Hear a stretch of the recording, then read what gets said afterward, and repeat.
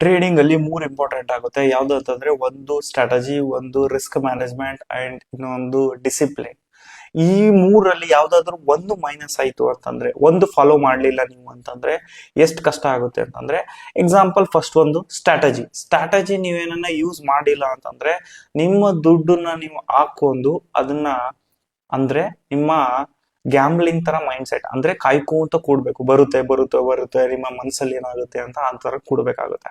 ಅದೇ ನೀವು risk management ಏನೋ ಫಾಲೋ ಮಾಡ್ಲಿಲ್ಲ ಅಂತಂದ್ರೆ 20 ದಿನ ಏನ್ ಪ್ರಾಫಿಟ್ ಮಾಡಿರ್ತಿರಲ್ಲ ಅದು ಒಂದೇ ದಿನದಲ್ಲಿ ನಿಮ್ಗೆ ರಿಸ್ಕ್ ಮ್ಯಾನೇಜ್ಮೆಂಟ್ ಗೊತ್ತಿಲ್ಲ ಅಂತಂದ್ರೆ ಆ ಪ್ರಾಫಿಟ್ ಎಲ್ಲವೂ ಕೂಡ ಒಂದೇ ದಿನದಲ್ಲಿ ನಿಮ್ಗೆ ಪ್ರಾಫಿಟ್ ಹೋಗುತ್ತೆ ಪ್ಲಸ್ ಲಾಸ್ ಆಗ್ತೀರಾ.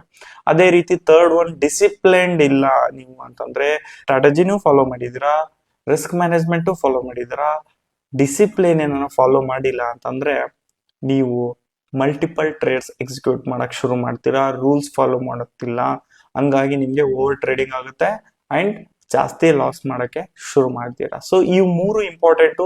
ಮತ್ತೆ ನೀವು ಕೇಳ್ಬೇಕಂತಂದ್ರೆ ಇನ್ನೊಂದ್ಸತಿ ಕೇಳಿ.